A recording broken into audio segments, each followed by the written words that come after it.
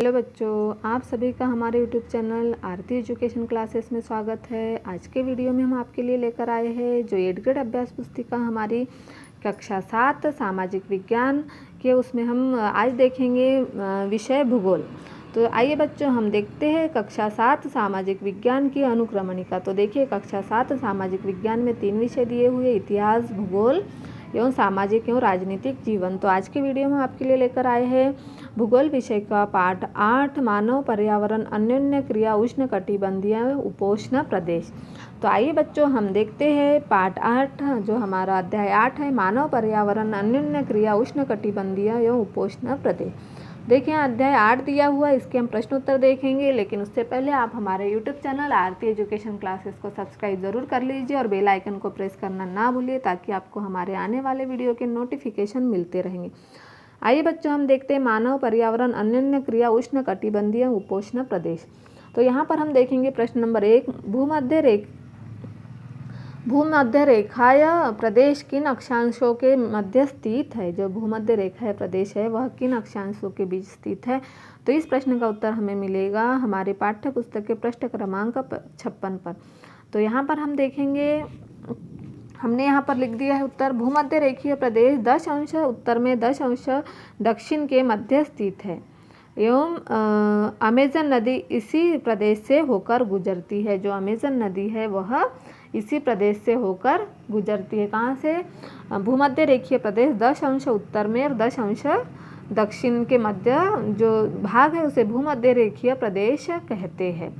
तो इस तरह से हमने प्रश्न नंबर 1 का उत्तर लिखा बच्चों। आप भी इसे अपने 8th ग्रेड अभ्यास पुस्तिका में नोट कर लीजिए। आइए बच्चों अगला प्रश्न देखते हैं, प्रश्न नंबर 2, भूमध्य रेखा के आसपास की जलवायु की मुख्य विशेषताएं लिखिए। जो भूमध्य रेखा है उसकी जलवायु के आसपास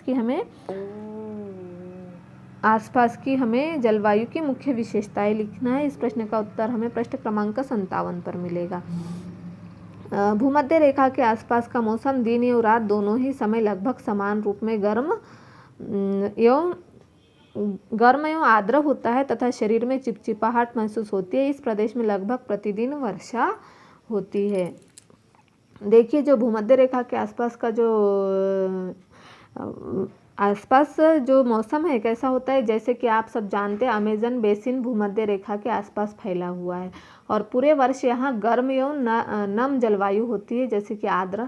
यहाँ का मौसम दिन एवं रात दोनों ही समय लगभग समान रूप में गर्म एवं आर्द्र होता है तथा शरीर में चिपचिपाहट महसूस होती है। इस प्रदेश में लगभग प्रतिदिन वर्षा होती है और वह भी बिना किसी पूर्व चेतावनी के। तो दिन का तापमान उच्च एवं आर्द्रता अति उच्च होती है और रात के समय तापमान कम होता है लेकिन आर्द्रता वैसी रहती है। तो इस तरह से हम प्रश्न नंबर 2 का उत्तर लिखा बच्चों। आप भी इसे अपनी 8th ग्रेड अभ्यास पुस्तिका में नोट कर लीजिए। आइए बच्चों अगला प्रश्न लिखते हैं, प्रश्न क्रमांक 3, किस कारण से वर्षा वनों में जैव विविधता सर्वाधिक रूप से पाई जाती है। जो इसका उत्तर हमें पृष्ठ क्रमांक भूगोल की पाठ्य पुस्तक के पृष्ठ क्रमांक 57 पर मिलेगा। देखिए किस कारणों से वर्षा वनों में जैव विविधता सर्वाधिक रूप से पाई जाती है। तो देखिए इन प्रदेशों में अत्यधिक वर्षा के कारण जैव विविधता सर्वाधिक रूप से पाई जाती है। यहाँ क्या होता है, जैव वर्षा के कारण अत्यधिक वर्षा, यहाँ अत्यधिक वर्षा होती है इसलिए यहाँ पर जैव विविधता पाई जाती है। इसका उत्तर आप अपने 8th ग्रेड अभ्यास पुस्तिका में नोट कर लीजिए। आइए बच्चों हम अगला प्रश्न देखते हैं, प्रश्न क्रमांक 4।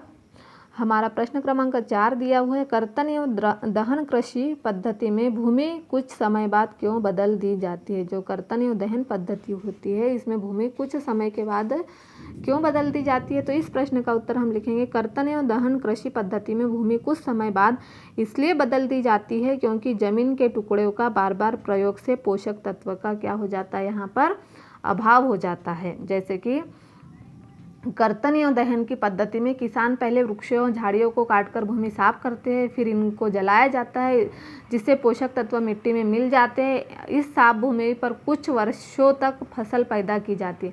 जमीन के इस टुकड़ों के बार बार प्रयोग से मिट्टी में पोषक तत्वों का अभाव हो जाता है, इसीलिए इस टुकड़े को छोड़ दिया जाता है। इसके बाद फसल उगाने के लिए किसी दूसरे स्थान को साफ किया जाता है। इस बीच पुराने खेतों में छोटे छोटे वृक्ष उग जाते हैं। इस प्रकार मिट्टी पुनः उपजाऊ बन जाती है। तब लोग भूमि के टुकड़े को पुनः जोत देते हैं। तो इस तरह से कर्तन एवं दहन कृषि पद्धति में कुछ समय बाद भूमि को बदल दिया जाता है। आइए बच्चों हम देखते हैं अगला प्रश्न, प्रश्न क्रमांक 5। परिवहन विकास में अमेजन बेसिन के निवासियों के जीवन पर क्या प्रभाव पड़ता है। जो परिवहन विकास है उसका अमेजन बेसिन के जीवन पर, निवासियों के जीवन पर क्या प्रभाव पड़ता है। तो देखिए, परिवहन विकास की गतिविधियों के कारण अमेजन निवासियों को मूल आबादी वाले क्षेत्र से बाहर निकलकर नए क्षेत्र में बसना पड़ा, जहां वे अपने पौराणिक तरीके से खेती कर रहे हैं। देखिए, अमेजन बेसिन के लोगों का जीवन धीरे धीरे बदल रहा। पुराने समय से वन के अंदर पहुंचने के लिए नदी मार्ग ही एकमात्र उपाय था, लेकिन 1970 में ट्रांस अमेजन महामार्ग बनने से वर्षावन के सभी भागों तक पहुंचना संभव हो गया। तो उनका विकास धीरे धीरे हो रहा है और परिवहन विकास की गतिविधियों के कारण निवासियों को मूल आबादी वाले क्षेत्र से निकलकर नए क्षेत्र में बसना पड़ा, जहां वे अब पौराणिक तरीके से खेती करते हैं। तो इस तरह से हमने प्रश्न नंबर 5 का उत्तर लिखा बच्चों। आप इसे अपनी एडुकेट अभ्यास पुस्तिका में नोट कर लीजिए। आइए बच्चों अगला प्रश्न देखते हैं, प्रश्न क्रमांक 6।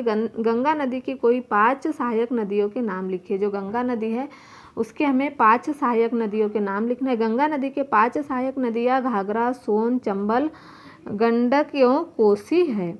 तो जो हमारी गंगा नदी है उसकी जो 5 सहायक नदियाँ हैं वह कौन कौन सी है। घाघरा, सोन, चंबल, गंडक, कोसी गंगा की सहायक नदियाँ है। जो ब्रह्मपुत्र की सहायक नदियाँ इसे अपवाहित करती है। गंगा तथा ब्रह्मपुत्र की सहायक नदियाँ मिलकर भारतीय उपमहाद्वीप में गंगा ब्रह्मपुत्र बेसिन का निर्माण करती है।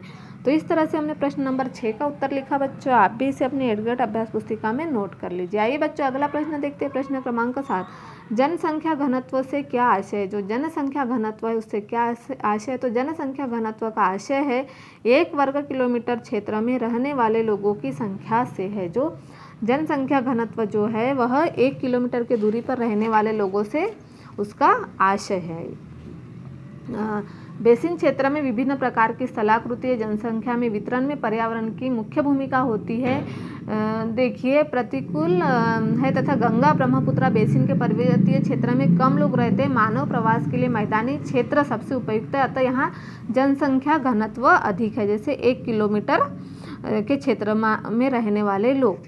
तो इस तरह से हमने प्रश्न नंबर 7 का उत्तर लिखा बच्चों। आप इसे अपनी एडुकेट अभ्यास पुस्तिका में नोट कर लीजिए। आइए बच्चों यहाँ अगला प्रश्न देखते हैं, प्रश्न क्रमांक 8। गंगा ब्रह्मपुत्र के मैदानों में किस प्रकार की वनस्पति पाई जाती है। गंगा ब्रह्मपुत्र के मैदानों में सागवन, साखू एवं पीपल के साथ उष्णकटिबंधीय पर्णपाती वनस्पति पाई जाती है। जो गंगा ब्रह्मपुत्र के मैदानों में सागवन, साखू एवं पीपल के साथ उष्णकटिबंधीय पर्णपाती वनस्पति पाई जाती है। हमने यहाँ पर लिख दिया है, आप भी इसे अपनी एडुकेट अभ्यास पुस्तिका में नोट कर लीजिए। यहाँ पर जैसे विभिन्न भू आकृतियों के अनुसार वनस्पति में भी विविधता पाई जाती है। गंगा ब्रह्मपुत्र के मैदानों में सागवान, साखू एवं पीपल के साथ उष्णकटिबंधीय पर्णपाती पेड़ भी पाए जाते हैं। जैसे ब्रह्मपुत्र के मैदानी क्षेत्रों में घने बांस के घने झुरमुट पाए जाते हैं। डेल्टा क्षेत्र मैंग्रोव वन से घिरा है। उत्तराखंड, सिक्किम एवं अरुणाचल प्रदेश की ठंडी जलवायु और तीव्र ढाल वाले भागों में चीड़, देवदार, फर एवं शंकुधारी पेड़ पाए जाते हैं। तो इस तरह से वनस्पति यहाँ पर पाई जाती है। तो अगला प्रश्न है हमारा प्रश्न नंबर 9। गंगा ब्रह्मपुत्र के मैदान में धान की खेती क्यों अधिक होती है, लिखिए। गंगा ब्रह्मपुत्र का जो मैदान है उसमें धान की खेती अधिक क्यों होती है। तो देखिए, गंगा ब्रह्मपुत्र के मैदान में धान की खेती इसलिए अधिक होती है क्योंकि यहाँ फसल उगाने के लिए समतल भूमि उपलब्ध है, पर्याप्त जल एवं अधिक वर्षा होती है। जो गंगा ब्रह्मपुत्र के मैदानी क्षेत्र में धान की अधिक खेती होती है क्योंकि यहाँ फसल उगाने के लिए समतल भूमि उपलब्ध है, पर्याप्त जल एवं अधिक वर्षा है। यहाँ पर पर्याप्त मात्रा में जल उगाया जाता है, पर्याप्त मात्रा में फसल उगाई जाती है, समतल भूमि है और यहाँ पर्याप्त जल एवं अधिक वर्षा होती है। देखिए जिन स्थानों पर फसल उगाने के लिए समतल भूमि उपलब्ध है वहाँ के लोगों का मुख्य व्यवसाय कृषि है। धान यहाँ की फसल है। चूँकि धान की खेती के लिए पर्याप्त जल की आवश्यकता होती है, यह उसी क्षेत्र में उगाया जाता है जहाँ अधिक वर्षा होती है, तो इसीलिए गंगा ब्रह्मपुत्र के मैदानों में धान की अधिक खेती होती है। आप इसे अपनी एडग्रेड अभ्यास पुस्तिका में नोट कर लीजिए। आइए बच्चों, हम अगला प्रश्न देखते हैं। प्रश्न क्रमांक 10, गंगा ब्रह्मपुत्र बेसिन पर्यटन की दृष्टि से महत्वपूर्ण क्यों है? तो इस प्रश्न का उत्तर हमें प्रश्न क्रमांक 62 पर मिलेगा। पर्यटन इस बेसिन की एक महत्वपूर्ण क्रिया है। आगरा में यमुना के किनारे स्थित ताजमहल, इलाहाबाद में गंगा या यमुना नदी का संगम, उत्तर प्रदेश में बिहार में बौद्ध स्तूप, लखनऊ का इमामबाड़ा आदि गंगा ब्रह्मपुत्र बेसिन पर्यटन की दृष्टि से महत्वपूर्ण स्थान है।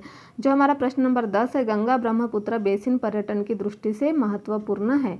तो पर्यटन इस बेसिन की एक महत्वपूर्ण क्रिया है। आगरा में यमुना के किनारे स्थित ताजमहल, इलाहाबाद में गंगा एवं यमुना नदी का संगम, उत्तर प्रदेश एवं बिहार में बौद्ध स्तूप, लखनऊ का